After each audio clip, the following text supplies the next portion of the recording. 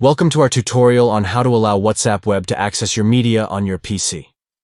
Let's go through the steps to enable seamless media access within WhatsApp Web. To get started, open WhatsApp Web on your PC.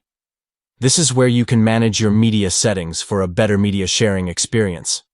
Next, locate the web address bar and click on View Site Information next to it.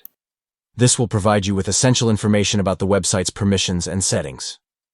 Within the Site Information panel, find and click on the option to open Site Settings. This will lead you to the specific settings related to WhatsApp Web on your PC.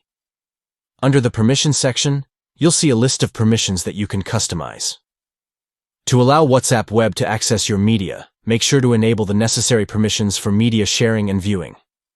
By following these steps, you can grant WhatsApp Web the permissions it needs to access your media on your PC, enhancing your media sharing capabilities and overall user experience. Stay tuned for more helpful tips and tutorials on optimizing your WhatsApp Web experience and making the most out of your media sharing activities.